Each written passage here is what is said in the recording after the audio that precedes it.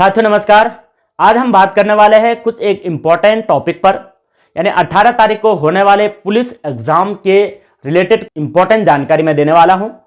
कई लोगों ने मुझसे ये रिक्वेस्ट की कि एग्जाम को लेकर के कुछ इम्पॉर्टेंट टिप्स आप इस प्रकार दें कि एग्जाम हॉल के अंदर या एग्जाम से पहले किस किस तरह से हमें तैयारी करनी है, या कौन कौन से गैजेट्स ले जाना आवश्यक है, या किस प्रकार से हमें OMR को फिल करना है और कौन कौन सी गलतियां नहीं करनी है।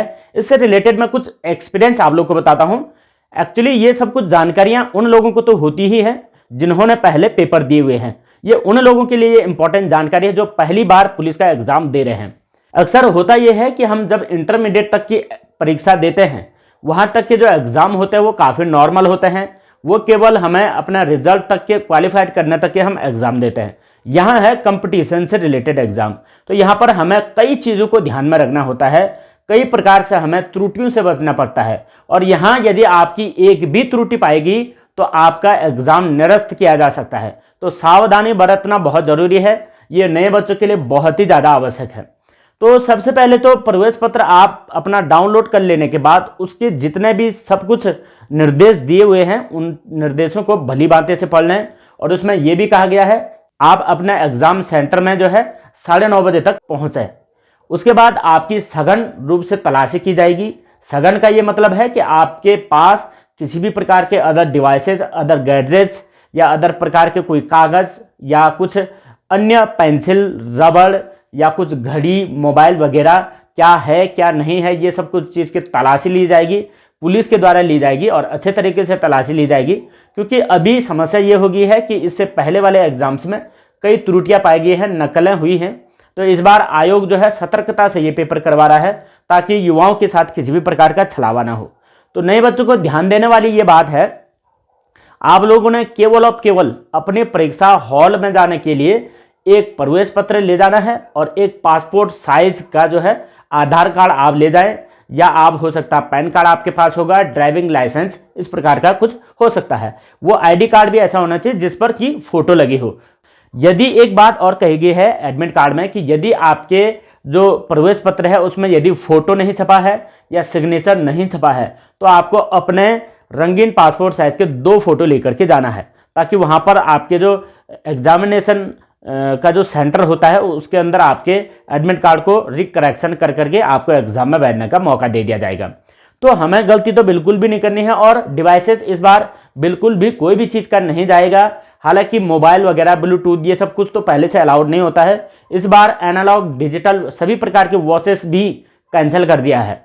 तो अपने महंगे सामग्री को तो वैसे भी हमें एग्जाम सेंटर तक नहीं ले जाना चाहिए क्योंकि खोने का भी डर होता है। हालांकि एग्जाम कंट्रोलर वालों ने एक स्पेशल रूम बनाया रहता है, फिर भी हमें इस चीज़ से बचना चाहिए और घबराने की कोई बात नहीं है। ये एग्ज़ाम इस प्रकार के ये पहले से भी होते आए हैं और हो सकता है आपने इससे पहले भी दिए हों। तो ध्यान रखने वाली बात यह है कि हमसे कोई गलती ना हो।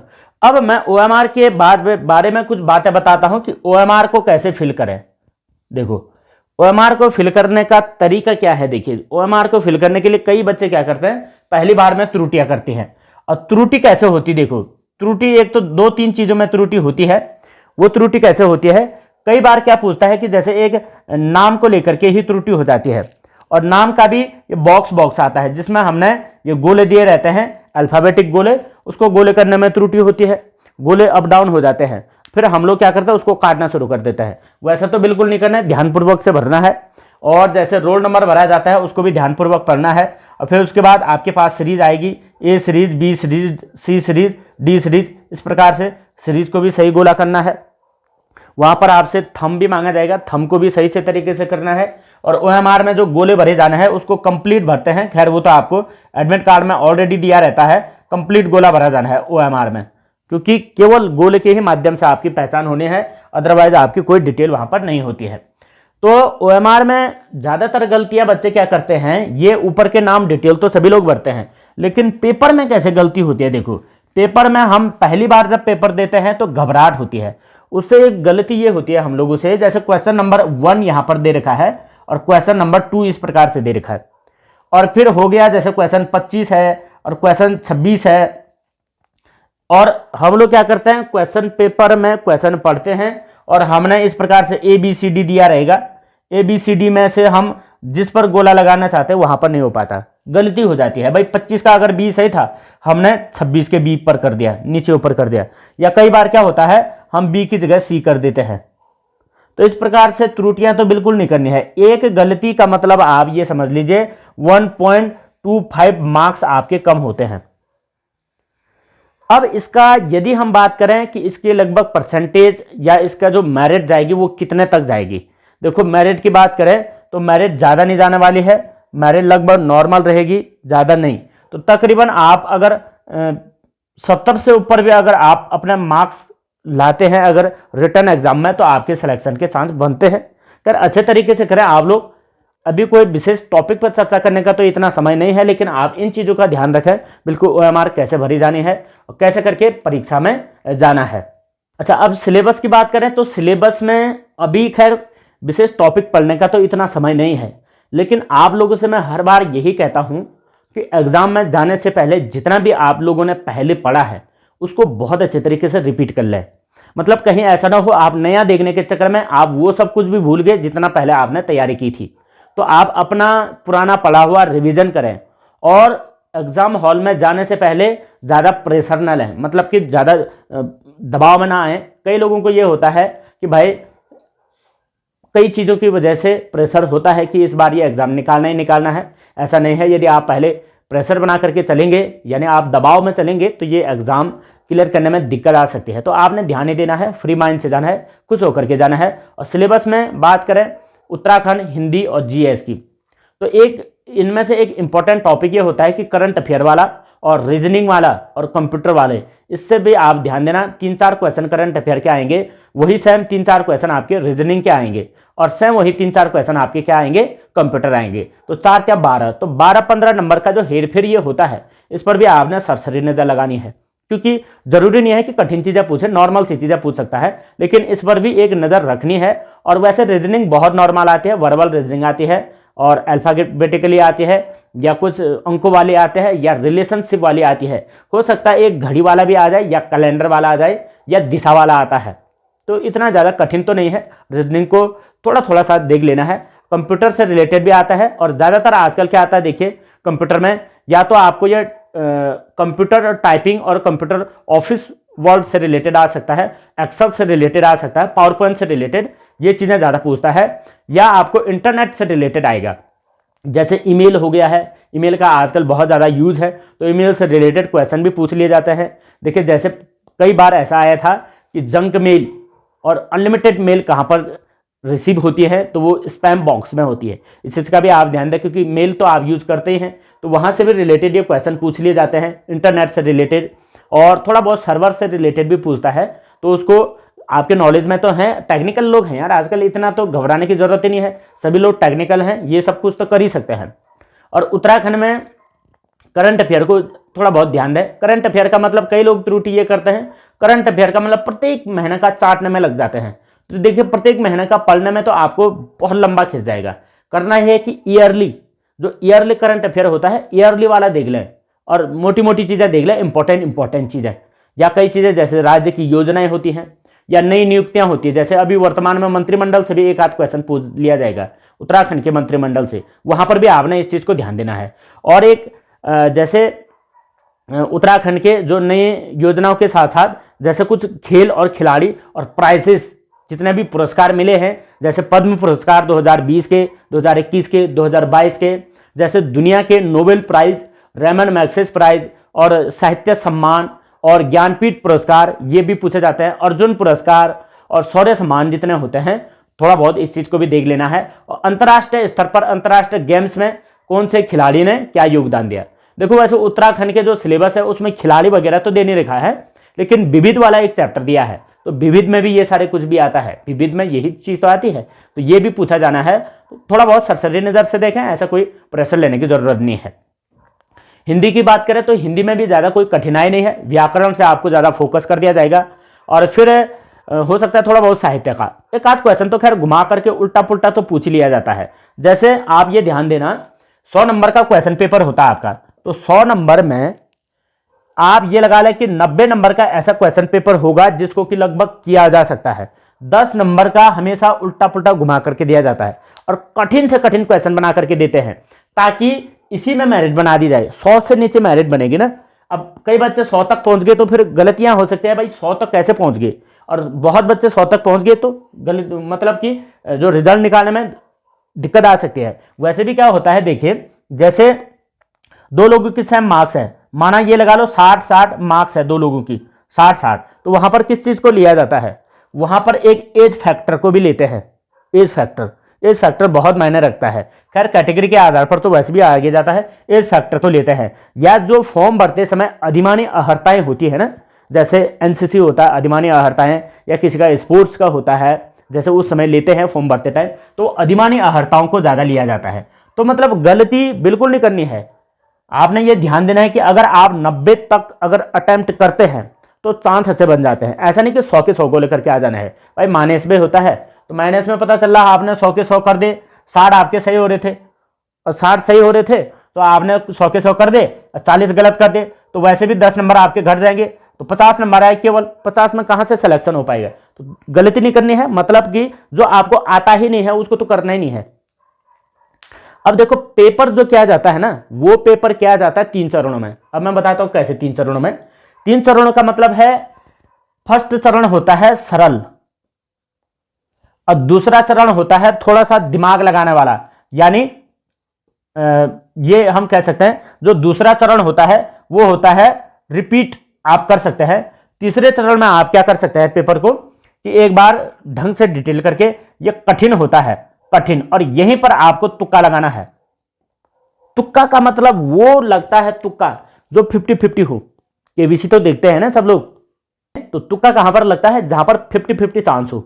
ऐसा नहीं कि कोई क्वेश्चन आपको आ गया और क्वेश्चन में आपको दे दिया कि कोई कठिन सा क्वेश्चन, और क्वेश्चन में ABCD ऑप्शन है, ABCD में से आपको कोई भी नहीं आता है, आप उस पर लग गए तुक्का मारने।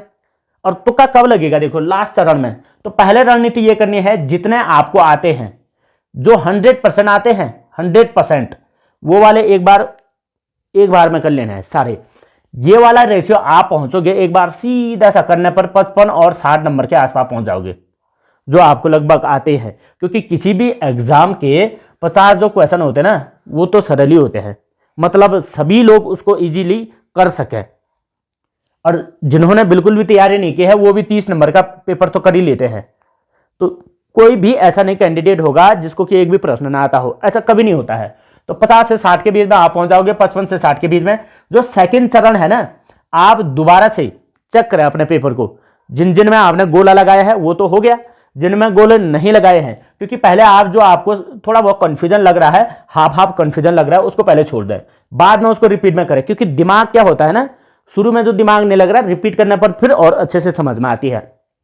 एक ही क्वेश्चन को एक बार थोड़ा आगे बढ़ करके फिर दोबारा से उसको देखें, वैसे करके क्या होता है दिमाग अच्छे से लगता है। फिर रिपीट करने पर यहां पर भी आप क्या कर दोगे, लगभग 10 से 15 क्वेश्चन और दोबारा से अटेम्प्ट कर सकते हो। तो अब पहुंच गए आप 60 से 75 के आसपास पहुंच गए। तीसरे में होता है कठिन, जिसमें कठिन का मतलब आपको 2 ही ऑप्शन पता है और 2 ऑप्शन नहीं है। उधर बनता है तुक्का, और तुक्का तभी लगाना पड़ता है जब आपका लगभग 70-75 के आसपास सही जा रहा हो, और आपको यह पता है कि लगभग ऐसा हो रहा है कि मुझे 2 ऑप्शन सही आ रहे हैं, और 2 ऑप्शन तो पक्की बात है कि ये तो होना ही नहीं है, तो 2 में आप तुक्का लगा सकते हैं, वहां पर चांस बनते हैं कि सही हो। और चारों के चारों ऑप्शन पर अगर आप तुक्का लगाने का प्रयास कर रहे हैं तो भैया ऐसे में नहीं होने वाला, ऐसे में तो उल्टा हो जाएगा, माइनस हो जाएगा। माइनस बिल्कुल नहीं करना है। नए बच्चों में यही गलती होती है कि वो थोड़ा बहुत अगर उसने प्रश्न सुन लिया कि मैंने ऐसे सुना था, तो सुना था में हम सीधा ठप्पा मारने का प्रयास करते हैं। ये ठप्पा मारने का नहीं है, क्योंकि यहाँ क्या होता है, ऋणात्मक होता है, उल्टा चले जाएगा रिजल्ट। तो सिलेक्शन के लिए आपको बिल्कुल सा ध्यान देना है। देखो जो पुलिस का एग्जाम है, पुलिस के एग्जाम में ज्यादातर बच्चे नहीं हैं। क्यों है नहीं, क्योंकि इंटरमीडिएट के बाद पहली बार कई लोग टेस्ट दे रहे हैं। क्योंकि पुलिस में अभी मैं बात करूं तो मेरे अंदाजे से लगभग जो है 60 से लगभग 65% लोग फर्स्ट बार एग्जाम दे रहे हैं, पहली बार, जिन्होंने कोई भी एग्जाम नहीं दिया। एक तो वैसे उत्तराखंड के पेपर बहुत लेट में होते हैं, खुलते नहीं हैं, फिर बीच में लॉकडाउन के चक्कर के कारण तो 2-3 साल वैसे पीछे हो गए। तो जिन लोगों के लॉकडाउन में इंटरमीडिएट हुआ है, भला उन लोगों ने एग्जाम दिए कब फिर। तो नए बच्चे हैं ना सभी लोग, हो सकता किसी ने आर्मी का दिया हो, ये दिया हो, और गर्ल्स के लिए ज़्यादा ही समस्या है क्योंकि उन्होंने इस बीच में कोई एग्जाम नहीं दिया है। तो पहली बार का एक्सपीरियंस थोड़ा सा कठिनाई आती है, लेकिन आप अच्छे तरीके से दें।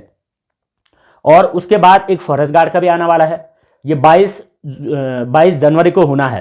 तो अगर आप यहाँ अच्छे से करोगे तो आगे जाकर के आपका जो कॉन्फिडेंस होगा फॉरेस्ट गार्ड में और अच्छा होगा, वहाँ पर और अच्छा आप कर पाओगे।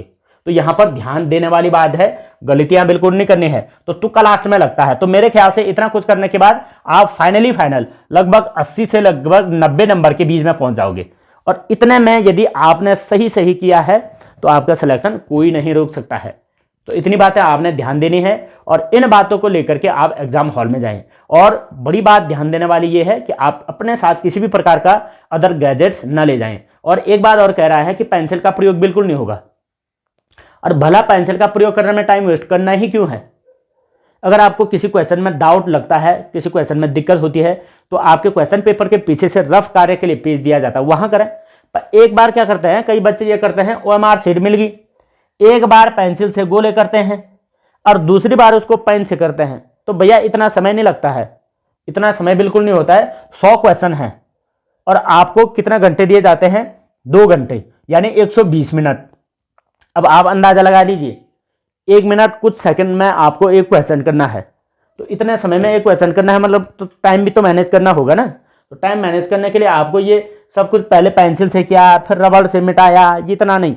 ये सब कुछ कह रखा है कि बिल्कुल एग्जाम हॉल के अंदर नहीं आएगा, केवल या ब्लैक एंड ब्लू पेन। तो ब्लैक और ब्लू तो 2 ले जाते ही हैं हर कोई। और एक गलती और ना करें, कई बच्चे क्या करते हैं, नई पेन खरीद करके जाते हैं बिना चेक किए हुए, पता चला वहां चला नहीं, तो कहाँ से मांगना है? उसके अंदर तो कोई ऐसी सुविधा होती है नहीं। तो ध्यान ही देना, घर से यूज करके अच्छे तरीके से जाएं। और बाकी मैं ये समझता हूं कि यदि आप अच्छे तरीके से करते हैं तो आपका सिलेक्शन श्योर है। और आप अच्छे तरीके से अपना एग्जाम क्लियर करें। फिर उसके बाद पुलिस के एग्जाम के बाद तुरंत मिलते हैं हम पुलिस का पेपर सॉल्व करने के साथ, और आगे की भी तैयारी करेंगे। और गुरुकुल ज्ञान गंगा चैनल से आपको हर बार जो है अच्छे तरीके से आपको हेल्प मिलती रहेगी और हमारे चैनल पर लगातार वीडियोज आती रहेगी।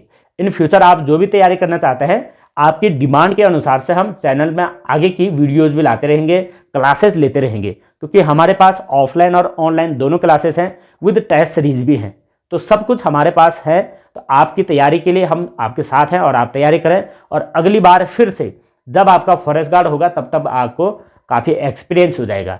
तो ये चीज़ें आपको ध्यान देने वाली बातें हैं और एग्जाम को अच्छे तरीके से कवर करें। गुरुकुल ज्ञान गंगा चैनल की ओर से आप सभी को बेस्ट ऑफ लक, गुड विशेष और ढेर सारी शुभकामनाएं। उम्मीद करता हूं आप सभी का सिलेक्शन हो। और जितने भी पुलिस की अच्छे तरीके से मन लगा करके तैयारी कर रहे हैं और उन सभी का सिलेक्शन हो, मैं ये उम्मीद करता हूं। और उत्तराखंड की सरकारी सेवाओं में आपको अवसर मिलेगा, ये जरूर है। यदि आपने मन से लगन से तैयारी कर रखी है तो आपका सिलेक्शन जरूर होगा। बाकी मिलते हैं अगले एक और नई खूबसूरत वीडियो के साथ। तब तक के लिए जय हिंद, जय उत्तराखंड।